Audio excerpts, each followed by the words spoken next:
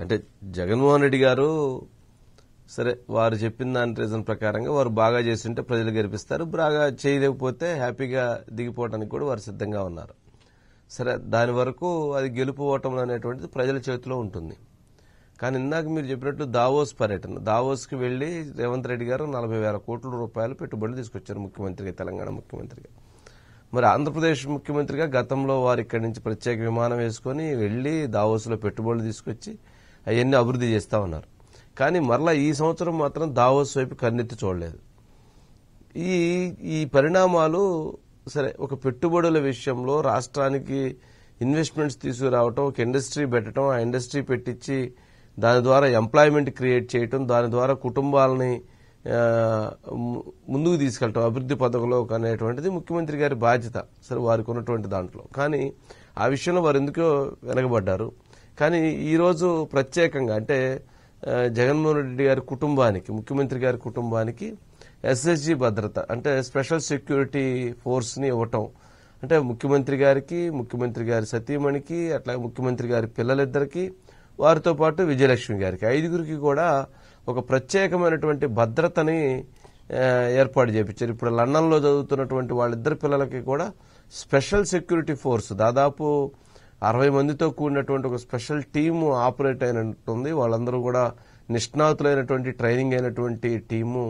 వాళ్ళిద్దరూ పిల్లల దగ్గర ఇప్పుడు ఇక్కడి నుంచి లండన్ అంటే లండన్లో సెక్యూరిటీని ఆంధ్రప్రదేశ్ ప్రభుత్వం కల్పించాలి. ఆంధ్రప్రదేశ్ ప్రభుత్వం అంటే ఆంధ్రప్రదేశ్ ప్రజలు కల్పించాలి. అట్లాగే హైదరాబాద్లో ఉంటున్నటువంటి విజయలక్ష్మి గారికి కూడా ఆంధ్రప్రదేశ్ ప్రభుత్వం అంటే ఆంధ్రప్రదేశ్ ప్రజలు వారికి కూడా సెక్యూరిటీ కల్పించాలి. ఏంటి, ఎందుకు అంత భద్రత కల్పించాల్సినటువంటి అవసరం ఎందుకు ఏర్పడింది? ఎందుకు వారికి అటువంటి సెక్యూరిటీ అవసరం ఏర్పడిందని అనుకోవాలి? సార్ ఇది మట్టుకు అత్యంత అతిశయోక్తమైనటువంటి అంశంగానే మనం చూడాలి సార్. ఎందుకంటే ఓకే, జగన్మోహన్ రెడ్డి గారు ముఖ్యమంత్రిగా ఉన్నారు, రాష్ట్ర పర్యటనలు చేస్తూ ఉంటారు, అనేక రకాలైన ఇబ్బందులు వస్తాయి, లేకపోతే ప్రజల నుంచి ఎక్కువ వస్తారు. ఆయన వరకు కూడా స్పెషల్ సెక్యూరిటీ గార్డ్స్ భద్రత అనేది సహజం. రాష్ట్రంలో ఉన్నట్టు ఏ రాష్ట్ర ముఖ్యమంత్రికైనా కల్పిస్తారు. సరే, కుటుంబ సభ్యులు ఆయన భార్యగా సతీమణిగా భారతి గారు పోనీ ఎప్పుడనంటే ఆమెకు కూడా కొంతవరకు ఆక్షేపణీయమైన అంశం కాదండి. కానీ కుమార్తెలు లండన్లో ఉంటున్నారు. నిజంగా కూడా జగన్మోహన్ రెడ్డి గారు కుమార్తెలు లండన్లో ఒక ఉన్నతమైనటువంటి యూనివర్సిటీలో చదువుతున్నప్పుడు అక్కడ సహజంగానే లండన్లో భద్రతా ప్రమాణమైనటువంటి చాలా ఎక్కువగా, చాలా సెక్యూరిటీ చాలా టైట్గా ఉంటుందండి. అటువంటి చోట సెక్యూరిటీ పెట్టడం ఎందుకంటే అసలు కారణాలు ఎక్కడ అన్వేషించలేదు. ఎస్ఎస్జీ సెక్యూరిటీ కావాలన్నారు, దానికి ఒక చట్టం తీసుకొచ్చారండి. దేశంలో ఇప్పుడు వరకు కూడా ఏ ముఖ్యమంత్రికి లేకపోతే ముఖ్యమంత్రి కుటుంబ సభ్యులకి అంటే విదేశాలలో ఉన్న వాళ్ళకి కూడా ఎస్ఎస్జీ భద్రత కల్పించినటువంటి పరిస్థితులు అయితే ఎవరికీ లేవు సార్. అంటే సహజంగా కూడా ప్రధానమంత్రులకి వాళ్ళ కుటుంబ సభ్యులకి అనేది సహజంగా రన్ అవుతూ ఉంటాయి సార్. ముఖ్యమంత్రిగా ఉన్న వారికి లేకపోతే హిట్ లిస్ట్లో ఉన్నటువంటి ముఖ్యమంత్రి కానీ నక్సలైట్స్ కానీ లేకపోతే ఇతరత్ర ఉగ్రవాద సంస్థల నుంచి హిట్ లిస్ట్లో ఉన్నటువంటి కొంతమంది ముఖ్యమంత్రులు వారి కుటుంబ సభ్యులకు ఉంటాయి సార్. అయితే ఆంధ్రప్రదేశ్ వచ్చేటప్పటికి ప్రస్తుతం దాదాపుగా కూడా నక్సలైట్స్ యొక్క మూమెంట్స్ జీరో.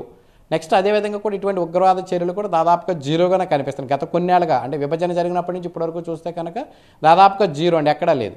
కానీ ఎందుకని ముఖ్యమంత్రి గారు ఇటువంటి భద్రత తీసుకున్నారంటే కనుక అది ఎవరికీ అర్థం కాని అంశం సార్. సరే, తల్లి విజయమ్మకు కూడా పెట్టారంటే ఆ కుటుంబంలో ఆమె కూడా ఒక తల్లిగా ఉంది కనుక అది ఆమె కూడా ఏర్పాటు చేసి ఉండొచ్చండి. కానీ మిగిలిన పిల్లలిద్దరికీ లండన్లో పెట్టారు. సరే, ఇక్కడ ఒక విషయం ఏంటంటే ఆంధ్రప్రదేశ్లో భారతి గారికి ముఖ్యమంత్రి జగన్మోహన్ రెడ్డి గారికి పెట్టడం వరకు ఎవరు కూడా ఆక్షేపించారు సార్.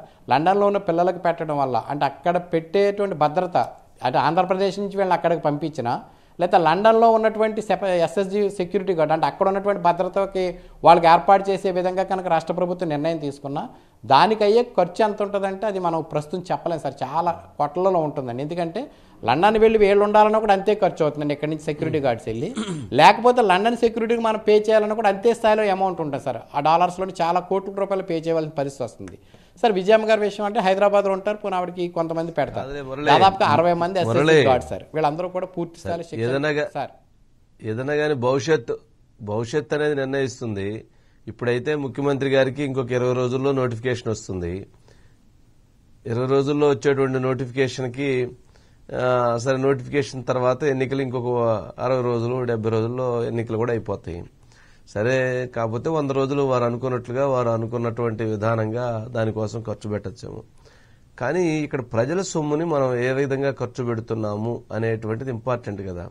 వారు నేను ₹1 జీతం తీసుకుంటున్నాను, నాకు 4 లక్షల రూపాయల జీతాన్ని తీసుకోకుండా ₹1 జీతం తీసుకుంటున్నాను అంటున్నారు. ₹1 జీతం తీసుకుంటూ వారు పెడుతున్నటువంటి ఖర్చు ఎంత?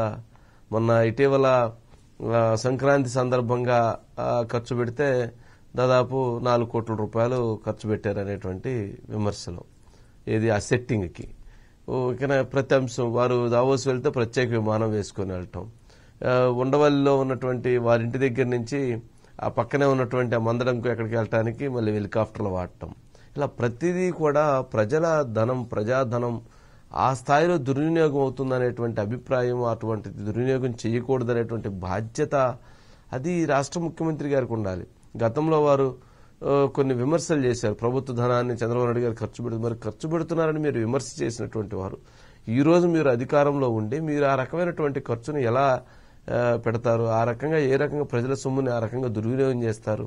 వారు సొంత డబ్బులు ఖర్చు పెట్టుకున్నారంటే అది వారి ఇష్టం, దాన్ని ఎవరు కూడా విమర్శించడానికి అవకాశం లేదు, అది వారి నిర్ణయం, వారి అభిప్రాయం. కానీ ప్రజల సొమ్ముని ఖర్చు పెట్టేటప్పుడు నిలదీసేటువంటి బాధ్యత అది మీడియాకు ఉంటుంది, అట్లాగే ప్రజలకు ఉంటుంది, మేధావులకు ఉంటుంది, ఎవరైనా ప్రశ్నించేటువంటి అధికారం ఉంటుంది.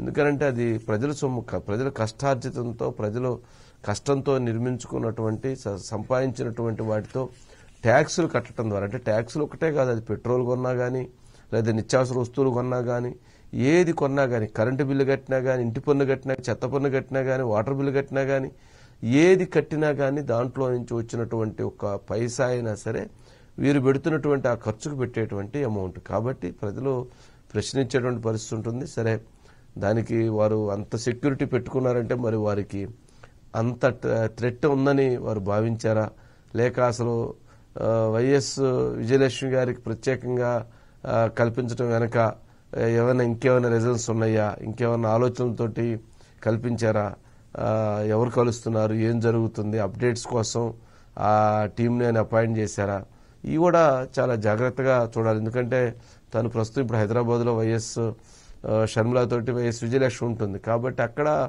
తను ఎందుకైనా మంచిది అన్నటువంటి ఉద్దేశంతో పెట్టారేమో. సరే చూద్దాము Murali. Right, thank you so much.